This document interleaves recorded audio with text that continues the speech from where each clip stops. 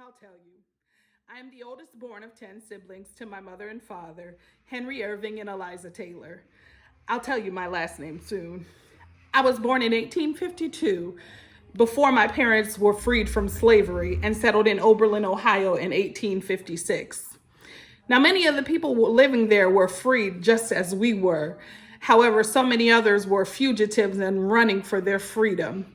My father, you see, he was a master mason, and many times we found our home being boarded by many large number of black students at the time.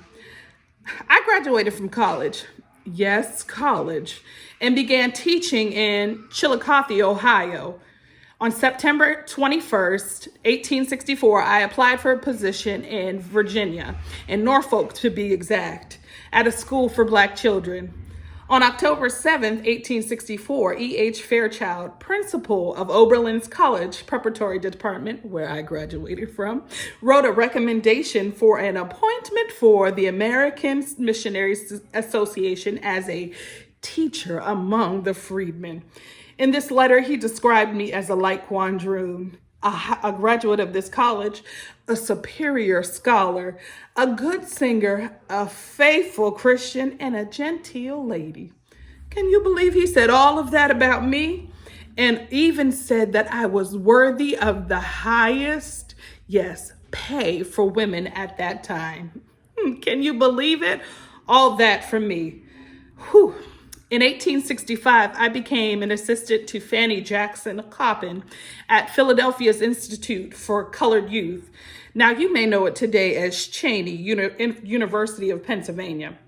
From 1869 to 1871, I taught in Washington, D.C. at the Preparatory High School for Colored Youth, known today as Dunbar High School of Washington, D.C. I served as the school's first black principal. Can you believe it? The first. Me, a woman, the first black principal from 1871 to 1872, until I was demoted to be an assistant principal under Richard Theodore Greener, who happened to be the first black Harvard University graduate. Now, that didn't last too long because I was then reappointed principal from 1873 to 1884. During my administration, the school grew from less than 50 to 172 students. The name Preparatory High School was dropped, high school commencements were instituted, and teacher training department was added, and things began to flourish for the school. My commitment to thoroughness, as well as my forceful and vivacious personality, helped me establish the school's strong intellectual standards.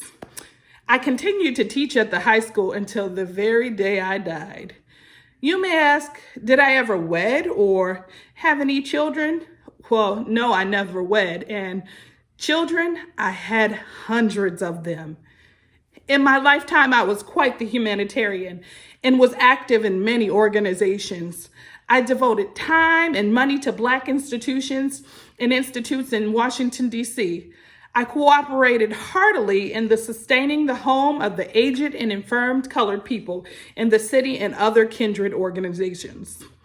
I was part of the Colored Women's League of Washington, D.C., which was committed to the racial uplift of colored women.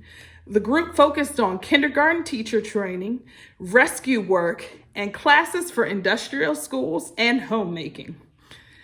I died in my Washington, D.C. home on September 24th, 1894, at the age of 54 years old. I guess you would say that I'm best known as being a pioneer for women in Black education, for paving the way for other Black female educators. Well, who am I, you ask?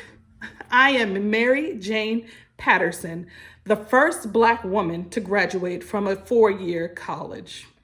This Black History Moment was brought to you by Abundant Life International Worship Center.